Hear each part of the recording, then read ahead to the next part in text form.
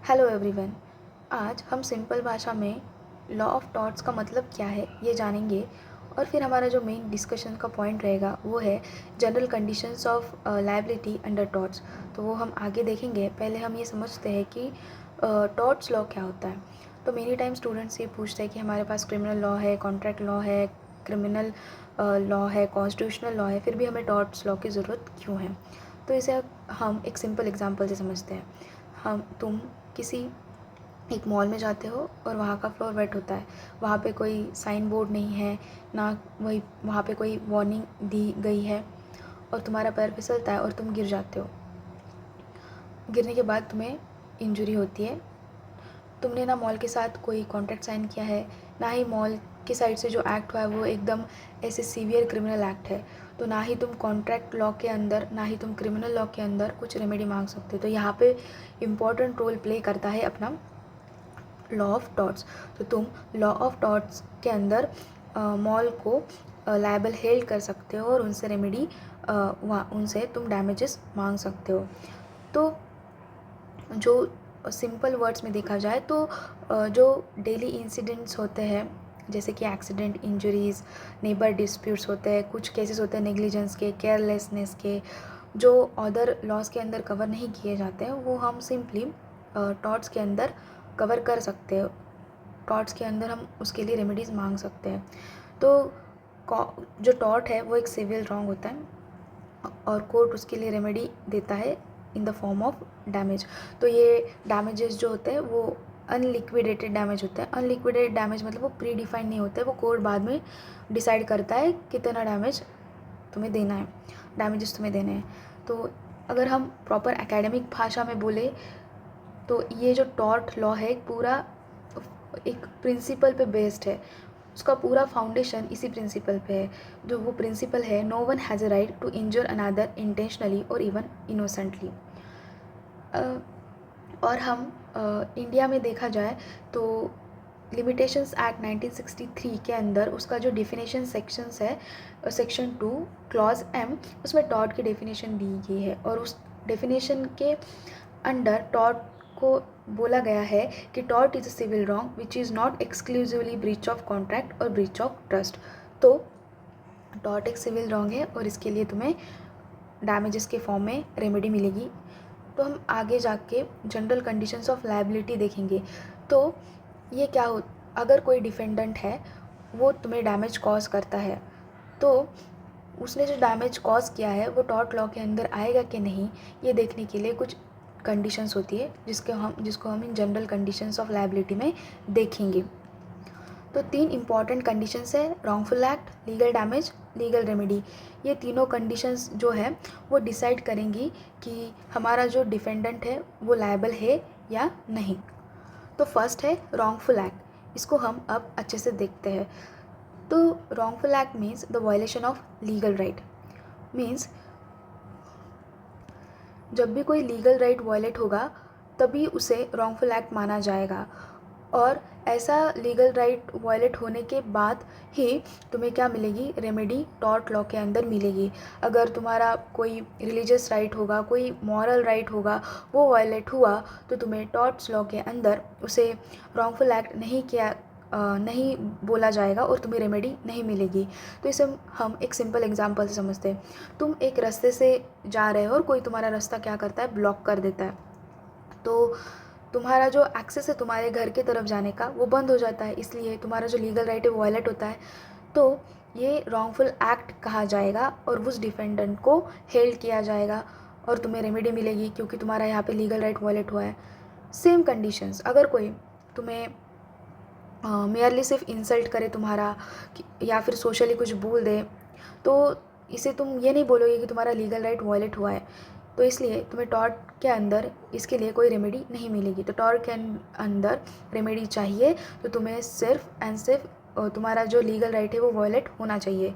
तो 2 रॉन्ग्स के बारे में बात की है, moral wrong and legal wrong. तो सिर्फ तुम्हें लीगल रॉन्ग जो होगा उसके लिए उसी को रॉन्ग कहा जाएगा और उसके लिए ही तुम्हारा जो लीगल राइट वायलेट होगा उसी के अंडर तुम्हें रेमेडी अप्लाई कर सकते हो कोर्ट में।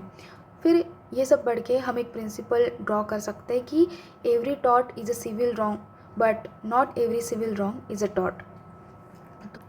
तो ये हो गया रॉन्गफुल एक्ट। अगर किसी प्लेंटिफ के अगेंस्ट किसी डिफेंडेंट ने कोई रॉन्गफुल एक्ट किया है जिसकी वजह से जो प्लेंटिफ है उसका लीगल राइट वायलेट हुआ है, तभी उसको क्या मिलेगा, टॉर्ट के अंदर रेमेडी मिलेगी और जो डिफेंडेंट है वो लायबल हेल्ड किया जाएगा। तो आगे बढ़ते हैं और आगे हम देखेंगे लीगल डैमेजेस। तो लीगल डैमेज क्या होता है? अगर कोई तुम्हें ऐसी इंजरी कॉज करता है जो लॉ ने रिकॉग्नाइज़ की हुई है, तो तुम उसे क्या बोलोगे कि तुम्हें लीगल डैमेज हुआ है। तो यहाँ पे दो इम्पॉर्टेंट वर्ड है, डैमेज एंड डैमेजेस। तो डैमेज तो ये हुआ कि तुम्हें कोई इंजरी कॉज कर रहा है जो कि लॉ ने रिकॉग्नाइज़ की हुई है, तो तुम उसे बोलेगी लीगल डैमेज। और ये लीगल डैमेज होने के बाद कोर्ट जो तुम्हें मॉनेटरी अमाउंट देगा उसे तुम क्या बोलोगे, डैमेजेस। तो फिर भी यहाँ पे दो इम्पॉर्टेंट वर्ड है।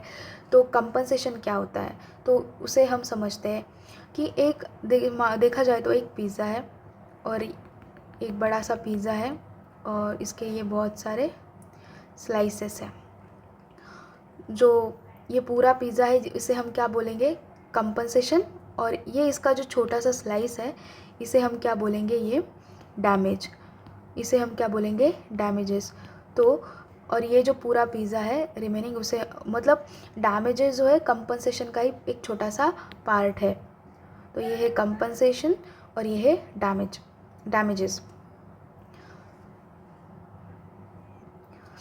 इसको और आगे समझते हैं। दो बहुत इम्पॉर्टेंट मैगज़ीन है जो टॉर्ट्स में बहुत इम्पॉर्टेंट है। फर्स्ट है इंजुरिया साइन डैमनम एंड सेकेंड है डैमनम साइन इंजुरिया। तो हम इसे एक एक वन बाय वन समझते हैं।